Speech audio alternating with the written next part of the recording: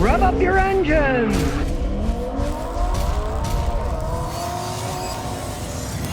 Okay, here's something you don't see all that often. It's a 2010 RAV4 and it actually started running bad on the highway. Check engine light come on.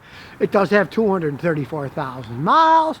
It's a second owner, so let's see what's wrong with the car. We can see it's a V6 engine. We'll start it up and see if we can hear anything odd. You want to check for hissing vacuums like, I don't hear anything. Let's take this crap out of the way. Throw it over here. Feel a little vibration, nothing outrageous. Probably time to get out the scan tool. And we'll plug it in. Right side up. Foggy this morning cold, so I'll wipe the fog off. We'll do an auto scan. Got a smart key. Here we go, 10 RAV4. Baby scans it fast. It does have 232,000 miles, so we don't care about some of the crap. We don't care about the ABS and stuff. What we care about is the engine and ECT because it's not running right. So we have random multiple misfire, brake system, we're not really worried about that. Random multiple misfire, misfire cylinder number 1, misfire cylinder number 2, misfire cylinder number 4. So we had misfires on 1, 2, and 4. Now those are general codes, so what we're going to do is go into the live data. The misfire occurred 46% low. The engine was at 2,020 RPMs. The car was going 111. Well, that's kilometers an hour, so let's look at live data. Yeah, the mass airflow sensor is pretty normal. And with the live data, it's presently not misfiring at all. We'll rev it up a little, see if no misfires at all at the present time. So it isn't presently misfiring, but in the past it was going 60, 70 miles an hour. It was misfiring. And talking about cylinders 1, 2, and 4. Take a picture of the engine. Number 1 cylinder's in the back there, and 2 and 4 are there. So it's affecting both sides, but in kind of a rather odd way. It's not all one side or the other. It's 1, 2, and 4. It's only doing it at high speed, so it can't be a vacuum leak or something. It wouldn't affect anything that bizarre way. More often, an ignition problem, fuel injector problem, or just plain old worn out spark plugs. So as we look under the hood, 1's up here, 2 and 4 are here. Now actually, 1 can be accessed pretty easily back here. It's not a bad one. The other ones are hard to get to, but let's look at 2 and 4 first. So I'll take this coil on plug off first, check the spark plug, take the bolt off.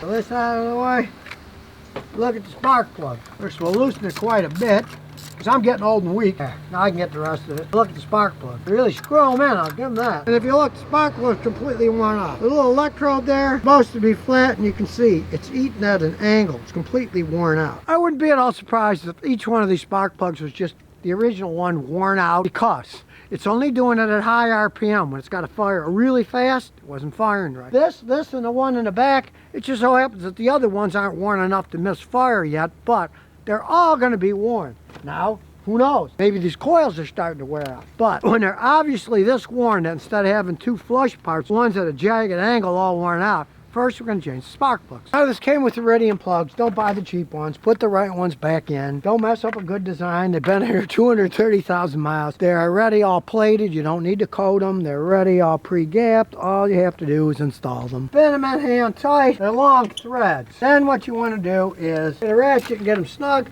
Then you see they're tight. Keep going. Keep going. Now it's real snug. Just a little bit more, that's fine. You can torque them if you want, but I've been doing it long enough. Put the coil on plug back on, tighten the bolt on. It helps ground it. You got to make sure it's tight. And then finish it up with a ratchet. There. Then we'll do the other 5. Now this one doesn't have enough room to get off, so we're going to unplug the connector so we can get it off. Sometimes you have to do that. So now we got the 6 spark plugs in. We'll put the stupid beauty cover back on, and we'll reset the computer. Easy enough to do. Just in this case, push the engine start stop. It won't start. You don't push your foot in the brake. You just push it so the idiot lights are on. Then you go to clear trouble code. It says they're cleared. Okay, let's check it. Read. There aren't any, so it's cleared. Now we'll take it for a road test. So start her up. Starts right up. Now, since we saw the trouble code picked up at 60-something miles an hour, we'll take it on the highway for half an hour, going at least 60, 70 to see if it's going to come back. Because you never know. The ignition coils might be bad too. You never know. You got to road test it after you reset the code. So far, so good, and check it out. It's a winter wonderland. The trees have gotten ice on them. It rained, and then it froze. Kind of a beautiful sight, actually. Like diamonds in the trees. Well, the road test is done. Engine is idling much smoother than before. And the check engine light is off. What have we learned today? Well, even Toyotas break down eventually. Their spark plugs been in there for 236,000 miles, so even they wear out eventually. The only thing wrong was the spark plugs needed changing. And here's a tip. Don't wait till they have 236,000 miles, because as these iridium plugs, they last a long time, but as they wear, they'll still fire reasonably good for a long time. But to make them fire, since they're worn, they use more electricity, and it can end up damaging the coils, damaging the computer ignition system. So my advice would be, I don't know, every 120,000 miles, just change the spark plugs. Why not? You know, it's a simple thing to do. It can create problems down the line. Let's say, who knows? This runs fine now. Maybe in a week it'll start misfiring because the ignition system was damaged from too much power going to the old spark plugs. So don't chance that. I'd say change them every, I don't know, 120,000 miles. No biggie, but you can easily do it yourself and prevent future damage. And here's some bonus questions and answers. Well, we all know Nissan's in deep doo-doo with all the problems they had with their old Gosen head. You're trying to get him in prison. Renault is trying to get rid of their relationship with Nissan, or Nissan's trying to leave Renault's merger and stuff. But the only good news they have is they say that the 2023 production of the new Nissan Z might start in March really soon, so they can get them out. Now, of course, this is more or less a PR move. It's a sports car. No one sells that many sports cars anymore. So it's not a profit thing, it's more of a snob thing. The guys that like sports cars, it'll be, you know, a traditional rear-wheel drive with actual standard transmissions and the history of their Z cars. Yeah, it's very interesting for people that are into sports cars, but there aren't that many people that are anymore. Now, they're not giving any dates you can buy them yet, so it's still, you know, up in the air. They did have their Super Bowl commercial, if you watch that, you know. But then again, they tout movies that aren't out for, you know, 3/4 of a year in the Super Bowl, too. Thinking about getting a sports car, you might wait to see when they get those Z's out. I know they always had a history of making pretty good sports cars, but it's not going to save Nissan by any stretch of the imagination.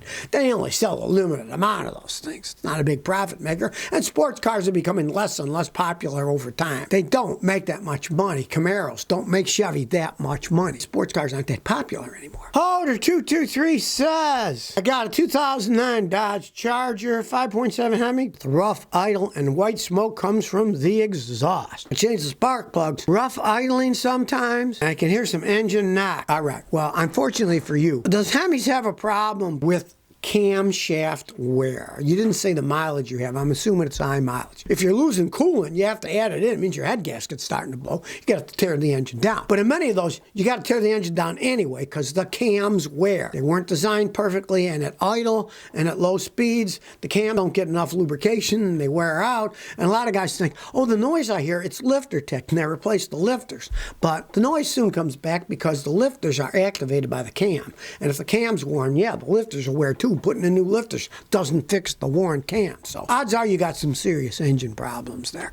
If I were you, I would have a mechanic check the engine out and then decide you want to rebuild that engine, you just get rid of it and get something else. It's not cheap rebuilding one of those Hemis. Torox says, I got a 2000 Toyota Avalon. I have a stock CVX on the passenger side. How can I get it off? Here's the problem. They do often stick inside the transmission. I have never found this not to work. What you do is, you got the whole axle. It's got the inner CV and the outer CV. Take the outer CV off of the assembly, right? Take it off. And then you just got the rod coming off the shaft that goes to the inner one. Put a slide hammer and one of those adjustable wrenches, the universal ones that clamp on. That will hold the shaft. Then this slide hammer will screw into the end of the adapter, that adjustable wrench, right? Then as you whack it, it should pull it out. Now, if that doesn't work, what you're going to have to do is go even further. Then you're going to have to take the inside part out of the axle off of the shaft that's on the inside. You take that off. Then what you do is you get one of those 3-jaw pullers. You put that over the inner hub that's going to be in there, the inner CV part, and the shafts are all gone, so it's just about this long. You get one that fits around it, and then you use the slide hammer. It'll pull it out. It has to pull it out. Usually you can do it with the shaft on it, but if that doesn't work, you even got to take the inside shaft off. Then when you hook a 3-jaw puller on there and you pull on it, it'll pop it out. It can be a stinker, but it will come out. They do have a problem with some of them sticking in. That's just the way that they go on those things. But you get a slide hammer and one of those, you know, adjustable wrenches, and you just clamp on, and then you get, if you don't own one, buy one that's got the adapter that's threaded so you can thread the slide hammer on. It'll pop it out eventually. Pray you don't take it all apart, do the last one. A lot of times you can just grab the shaft into it, but if not, you're going to have to go all the way in with a 3-jaw buller and then pull it off that way so it's holding on to just the inner CV joint. So if you never want to miss another one of my new car repair videos, remember to ring that bell.